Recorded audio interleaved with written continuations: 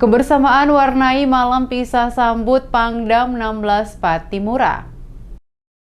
Kodam 16 Patimura menggelar malam pisah sambut Pangdam 16 Patimura yang baru dan lama berlangsung di Aula Slamet Riyadi Makorem 151 Binaya, Kamis 24 Agustus. Malam pisah sambut Pangdam 16 Patimura yang baru dan lama berlangsung dalam suasana akrab dan penuh kekeluargaan. Pangdam baru melepas Pangdam lama disaksikan unsur forum koordinasi pimpinan daerah Maluku dan Maluku Utara, mulai dari Gubernur Maluku beserta istri, Gubernur Maluku Utara beserta istri, dan sejumlah tamu undangan lainnya. Ruruh A. Setiawibawa yang didampingi istri dalam sambutannya mengatakan, ucapan terima kasih atas kerjasama yang telah terbangun dengan baik selama ini bersama seluruh jajaran Kodam 16 Patimura dengan pemerintah daerah dan juga kepolisian. Sementara itu, Pangdam 16 Patimura yang baru Maijen TNI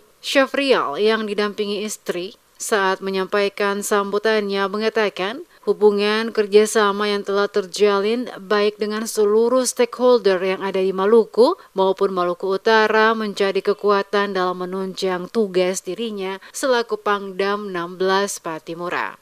Kedepannya ia berharap sinergitas yang telah terbangun dengan baik antara TNI dalam hal ini Kodam 16 Patimura dengan Forkopimda akan terus dapat dikembangkan dalam menjalankan tugas bersama untuk bangsa dan negara kesatuan Republik Indonesia, terutama Maluku dan Maluku Utara. Ucapan selamat, terima kasih, dan selamat jalan juga disampaikan kepada Pangdam lama Maijen TNI Ruruh A. Setiawibawa yang akan kembali menjalankan tugas baru sebagai PA Sahli tingkat 3 Kasat Bidang Intek Mil dan Cyber. Terlihat pada pelaksanaan kegiatan malam pisah sambut, para tamu undangan memberikan cenderamata kepada Pangdam lama Maijen TNI Ruruh A. Setiawibawa. Selanjutnya acara diwarnai dengan hiburan, yakni para pejabat menyumbangkan lagu secara bergantian.